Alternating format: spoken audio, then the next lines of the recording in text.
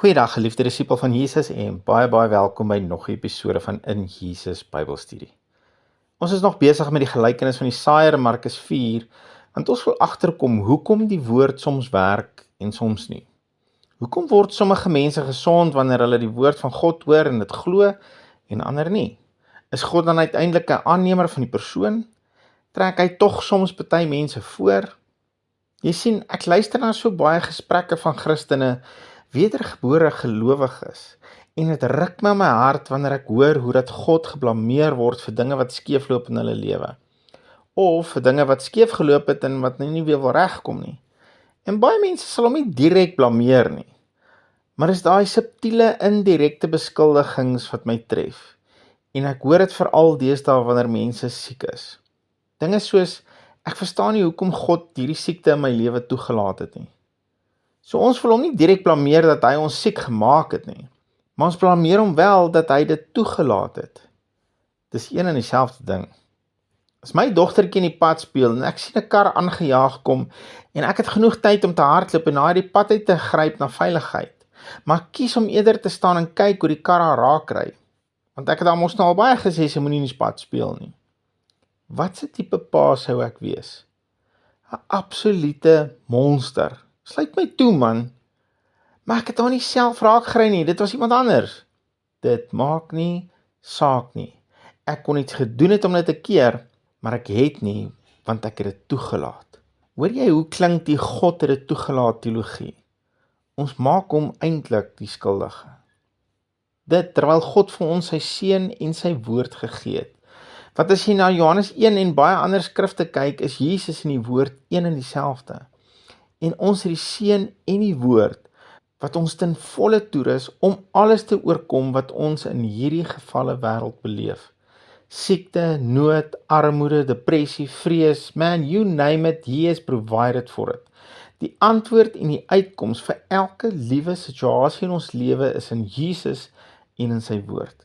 Jy kan nie 'n probleem opnoem, jy kan nie 'n siekte opnoem waarvoor Jesus en sy woord nie die oplossing, die herstel en die genesing het nie. Ons moet in ons harte hierdie saak uitmaak. God is nie die probleem nie. Hy's 'n goeie God. Hy's nie 'n goeie slegte God nie.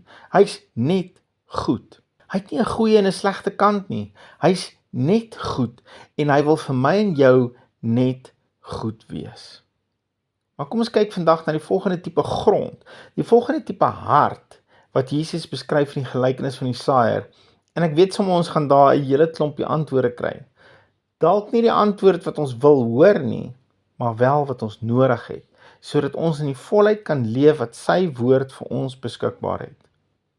Ek weet nie van jou nie, maar een van my grootste begeertes en gebede is om in hierdie lewe alles in besit te neem en te beleef waarvoor Jesus vir my aan die kruis betaal het om te hê.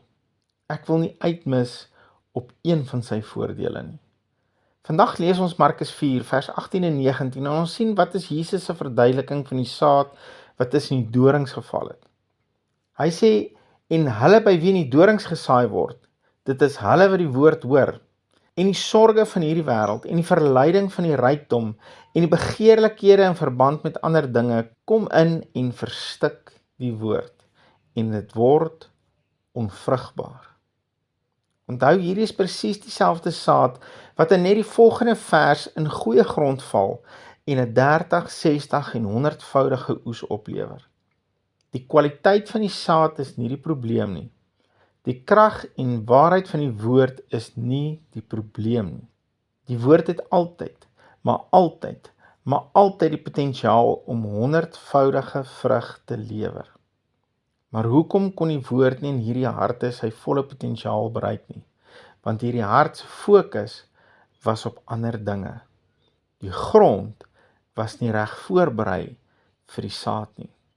Die sorge van hierdie wêreld en die verleiding van die rykdom en die begeerlikhede in verband met ander dinge kom in en verstik die woord en dit word onvrugbaar.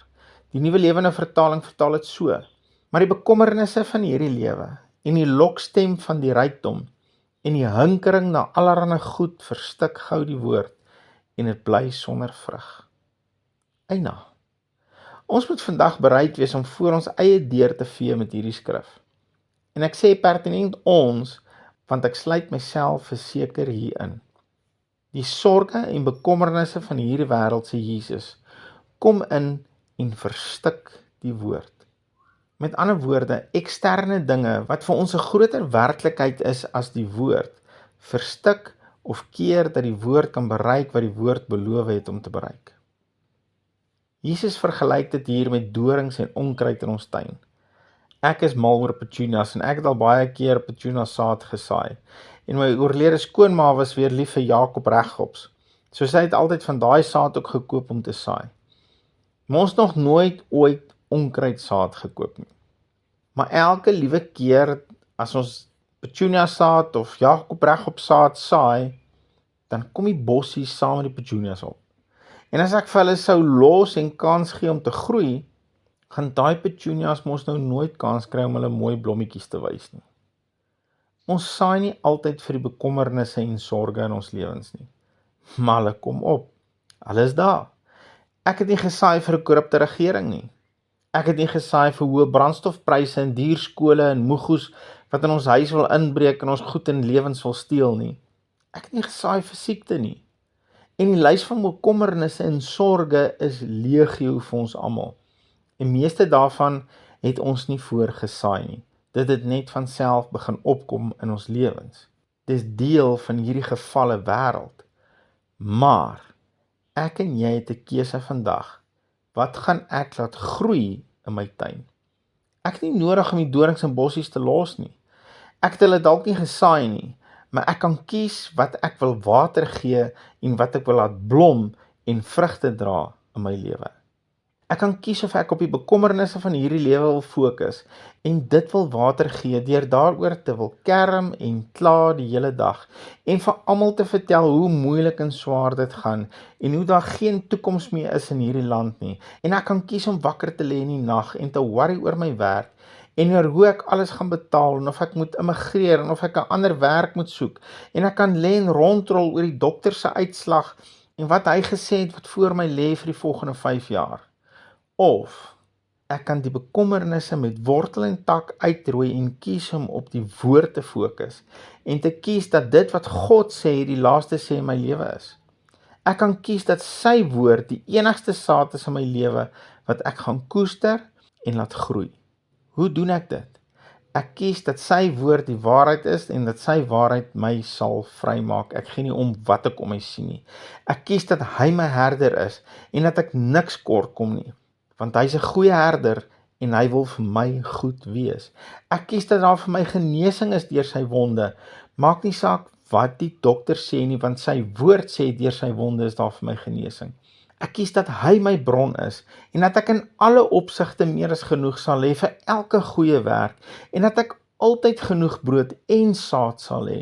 Ek kies om te glo en daarin te leef dat ek die kop is in hierdie stert nie, dat my gees en sy gees een is, dat ek die volheid van die Godheid in my het, dat ek 'n seun van God is, dat ek die naam van Jesus het, dat ek die krag van sy gees het, dat ek sy autoriteit het, dat dieselfde krag wat Jesus uit die dood uit opgewek het in my woon en tot my beskikking is, en ek kies om Jesus te dupliseer in alles in my lewe. En dis wanneer die woord kans kry om 'n 100voudige oes in my lewe op te lewer. Ek ontken nie my probleme nie, maar kies dat my probleme nie gaan kans kry om te groei in my hart nie, slegs die woord en wat die woord sê gaan groei in my hart. Geliefde disipel van Jesus, ek en jy moet 'n keuse maak watter saad ons gaan uittrek en watter saad ons gaan water gee. Wat ons nie kan doen nie, is om terug te sit en niks te doen nie. En dan God te blameer dat sy woord nie werk nie. Here, dankie dat u woord is soos 'n tweesnydende swaard, sê u. Daar waar hy sny en verandering bring, genees hy ook terselfdertyd. Dankie dat u woord vandag vir ons dinge kom wys wat ons moet uitpluk en uitroei in ons lewe. Bekommernisse wat vir ons groter geword het as die waarheid en werklikheid van u woord. Ek kies vandag om daai goed uit te pluk met wortel en tak en op te hou om dit water te gee deur my woorde en deur my gekerm en gekla. Help my Here, wys my in u woord waar u woord die teenstelling sê van dit wat ek nou ervaar in my lewe, en dat ek sal kies dat u woord is die waarheid en u woord gaan my omstandighede verander. Daar gaan 'n dag kom waar die petunia van u woord gaan blom en die wêreld kan sien die mooi van u woord in my lewe. Bid dit in Jesus naam. Amen. Geliefde van Jesus, hou jou oog op Jesus en hou jou neus in sy woord. Dis waar jou verlossing vandaan kom. Shalom.